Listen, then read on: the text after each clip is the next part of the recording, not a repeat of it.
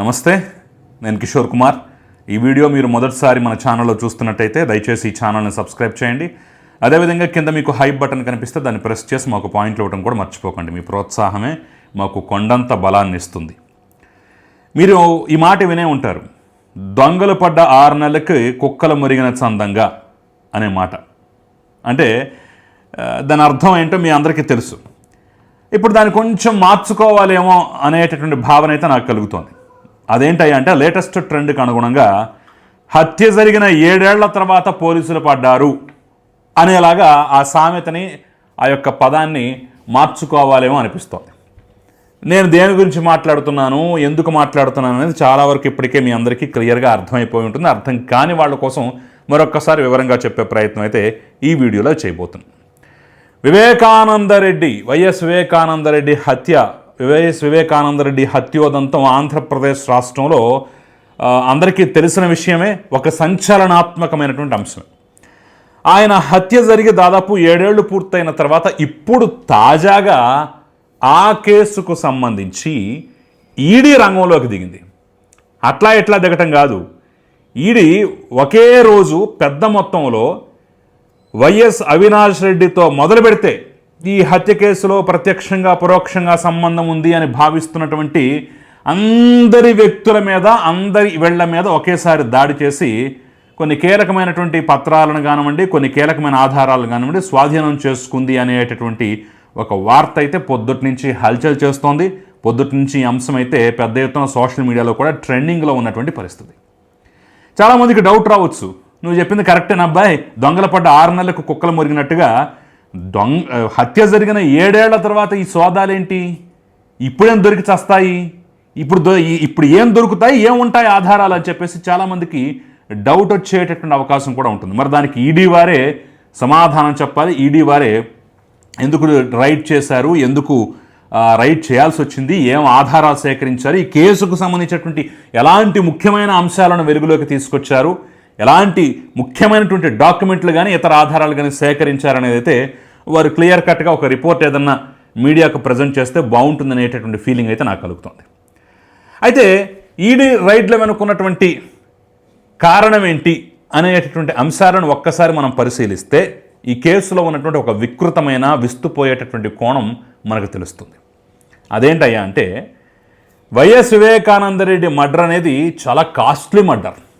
Yes, మీకు తెలుసా, 40 కోట్ల రూపాయలు సుపారీ మాట్లాడుకున్నారు. అవును, ఎవరైతే ఆయన్ని అంతం చేయాలనుకున్నారో ఆ వ్యక్తులు వైఎస్ వివేకానందరెడ్డిని అంతం చేసేందుకు 40 కోట్ల, 1 కాదు 2 కాదు 40 కోట్ల రూపాయల సుపారీ మాట్లాడుకున్నారు. అందుట్లో భాగంగానే అప్రూవర్గా మారినటువంటి దస్తగిరికి 5 కోట్ల రూపాయలు ఆఫర్ చేశారు. ఆ హత్యోదంతంలో పాల్గొనటానికి 5 కోట్లు ఆఫర్ చేసి 1 కోటి రూపాయలు అడ్వాన్స్గా ఇస్తే, ఆ కోటిలో కూడా మళ్ళీ ఈ సునీల్ యాదవ్ అనే వ్యక్తి చేతికి పంపిస్తే అందులో ఒక 25 లక్షలేమో సైడ్ చేసి 75 లక్షలు ఇచ్చాడు.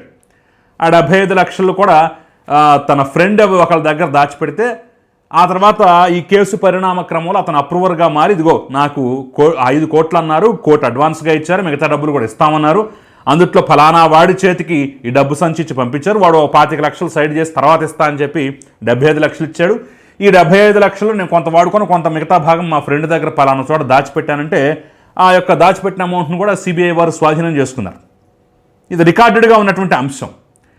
సో అసలు ఆ 40 కోట్లు ఎవరిస్తానన్నారు, వాళ్ళకా 40 కోట్లు ఎక్కడి నుంచి వచ్చాయి, ఈ 5 కోట్లు ఇస్తానన్నటువంటి సుపారీ తాలూకు వివరాలేంటి, ఈ 1 కోటి రూపాయలు తీసుకొచ్చి ఎక్కడి నుంచి ఇచ్చారంటే ఏ డబ్బు ఇచ్చారు, దానికి లెక్కాపత్రాలు ఉన్నాయా, ఇలా ప్రతి ఒక్క అంశంలో కూపీలాగేందుకు దీనికి సంబంధించినటువంటి ఫైనాన్షియల్ ట్రాన్సాక్షన్కు సంబంధించినటువంటి అంశాలు మొత్తాన్ని గుట్టు బయట పెట్టేందుకు, గుట్టు తేల్చేందుకు బహుశా ఈడీ తాపీగా ఏదో తాబేలు కుందేలు కథ తెలుసు కదా, అందుట్లో తాబేలు కన్నా నెమ్మదిగా ఇప్పుడు 7 ఏళ్ల తర్వాత రంగంలోకి దిగింది.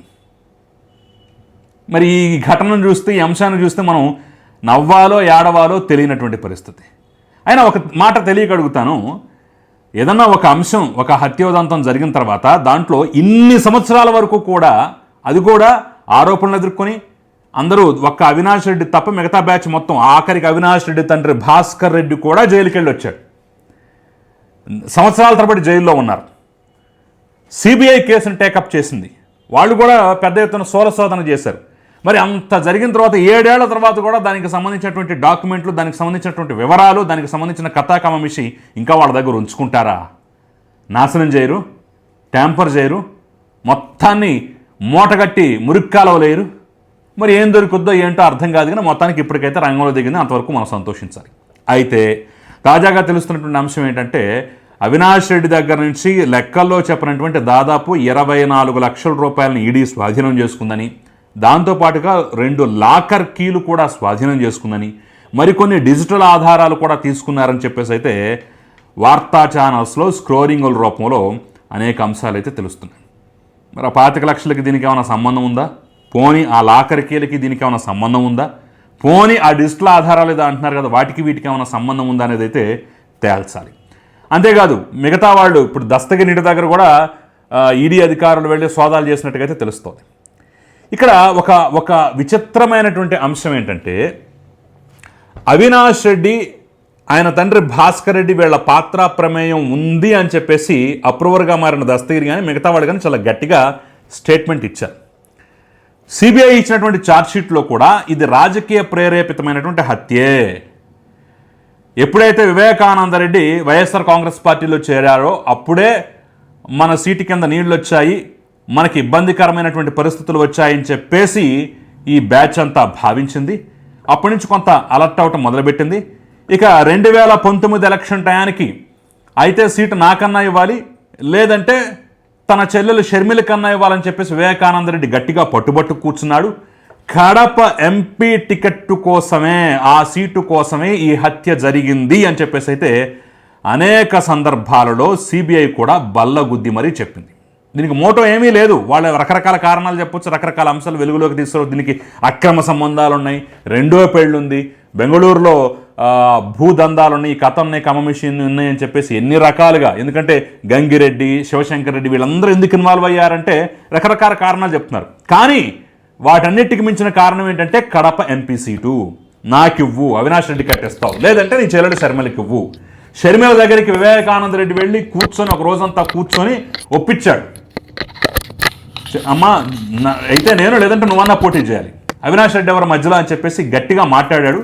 ఒకవేళ మీ అన్నయ్యను కూడా నేను ఒప్పిస్తాను, ఆయన కనుక సీట్ ఇవ్వడానికి ఒప్పుకుంటే మాత్రం నువ్వు ఖచ్చితంగా పోటీ చేయాలని చెప్పి షర్మిలను ఒప్పించినట్టుగా కూడా షర్మిల తర్వాత స్టేట్మెంట్ ఇచ్చింది. 1-2 సార్లు సిబిఐ ముందు హాజరై తన స్టేట్మెంట్ని కూడా రికార్డ్ చేసింది. సో ఆ క్రమంలోనే అక్కడ ముసలం బుట్టి అదంతా ఎన్నికలకి 15-20 రోజుల ముందు వివేకానంద రెడ్డిని చంపే స్థాయికి వెళ్ళిపోయిందని చెప్పేసి సిబిఐ మూడు ఛార్జ్షీట్లు వేసినటువంటి 3 ఛార్జ్షీట్లను పరిశీలించినా కానివ్వండి, అప్రూవర్గా మారిన దస్తగిరి స్టేట్మెంట్లు చూసినా కానివ్వండి, మిగతా వాళ్ళ వ్యవహారం చూసినా కానివ్వండి, మనకి చాలా క్లియర్గా తెలుస్తోంది. మరి ఇంత తెలిసిన తర్వాత కూడా సిబిఐ ఏమీ తేల్చలేకపోయినటువంటి పరిస్థితి. అసలు దోషులు ఎవరు, ఎవరిని శిక్షించాలి, ఎవరు ఈ యొక్క గొడ్డలి వెనకున్నటువంటి హస్తం ఎవరిది అనేది ఫైనల్ కంక్లూజన్ అవ్వలేకపోయింది. అనేక సందర్భాల్లో సుప్రీంకోర్టును కానివ్వండి, లేదంటే లోకల్ కింద ఉన్నటువంటి తెలంగాణ హైకోర్టును కానివ్వండి, సిబిఐ కోర్టును కానివ్వండి, ఇంకా లోతుగా దర్యాప్తు చేయాలి. జగన్మోహన్ రెడ్డికి ఆయన సతీమణికి కూడా ఈ వ్యవహారం అనేది ముందే తెలుసు. హత్యోదంతం అనేది ఉదయం 6:30 తర్వాత 7 గంటల ఆ ప్రాంతంలో బయట ప్రపంచానికి తెలిస్తే వాళ్ళకి మాత్రం 5:30, 5 ఆ ప్రాంతంలో తెలిసిపోయింది. ఎలా తెలిసిపోయింది అనే అంశాన్ని కూడా తీయాలి. కొన్ని కాల్ రికార్డ్స్ మీద కూడా మాకు అనుమానాలు ఉన్నాయి, తీయాలని చెప్పేసి పాపం ఎన్నిసార్లు ప్రయత్నించినా కానీ ఈ కోర్టు అయితే పర్మిషన్ ఇవ్వలేదు. మరి ఇంత జరిగిన తర్వాత ఇప్పుడు ఈడీ రంగంలోకి దిగి ఆర్థిక పరమైనటువంటి అంశాలు వెలుగులోకి తీసుకొస్తాం, మాకు ఏదో వాళ్ళకి ఇన్పుట్ లేకపోతే దగ్గర కదా అని చెప్పేసి మరి వీళ్ళు ఇప్పుడు సోదాలు చేస్తూ ఏ వివరాలు కనపడతారు అనేది అయితే చూడాలి. ఇది కొంత ఆసక్తికరమైన పరిణామం. అందరూ చేతులెత్తే అందరూ వదిలేసిన తర్వాత ఇప్పుడు ఫ్రెష్గా తాజాగా ఈడీ రంగంలోకి దిగటం అనేది అయితే ఎక్కడో ఒక చిన్న హోప్ అయితే కలిగిస్తోంది. ఇక ఈ అంశాలన్నీ పక్కన పెడితే రాజకీయంగా బీజేపీతో కూడా వైఎస్ఆర్ కాంగ్రెస్ పార్టీకి ఇప్పుడు టర్మ్స్ అండ్ కండిషన్స్ బాగాలేవా? అందుకనే మద్యం కేసులో ఈడీ దిగటం కానివ్వండి, ఇప్పుడు తాజాగా అందరూ మర్చిపోయి అందరూ కోల్డ్ స్టోరేజ్లోకి వెళ్ళిపోయి ఇక న్యాయం జరగదు అనుకున్న వివేకానంద రెడ్డి కేసులో తాజాగా ఈడీ రంగంలోకి దిగటం కానివ్వండి, ఇవన్నీ చూస్తుంటే ఎక్కడో బీజేపీ ఆపన్న హస్తం, బీజేపీ అభయ హస్తం వీళ్ళకి లేవేమో అనేటటువంటి భావన అయితే అందరికీ కలుగుతుంది. దానికి ఇంకొక ఎగ్జాంపుల్ చెప్పాలంటే తాజాగా ఈ మధ్యకాలంలో అమిత్ షా మోడీ అపాయింట్మెంట్ కోసం జగన్మోహన్ రెడ్డి తీవ్రంగా ప్రయత్నించారని, ఇక వీళ్ళకి అపాయింట్మెంట్ ఇచ్చేటటువంటి ఉద్దేశం వాళ్ళకి లేదు కాబట్టి కనీసం కలిసే ప్రయత్నం కూడా ఒక సాధారణ ప్రతిపక్ష నేతకు, ఒక నాయకుడిగా కనీసం జగన్మోహన్ రెడ్డి మొహం చూసేటటువంటి ఉద్దేశం కూడా లేదు కాబట్టి అపాయింట్మెంట్ ఇవ్వలేదని చెప్పేసి అయితే వార్తా కథనాలు ఎన్నో వచ్చాయి.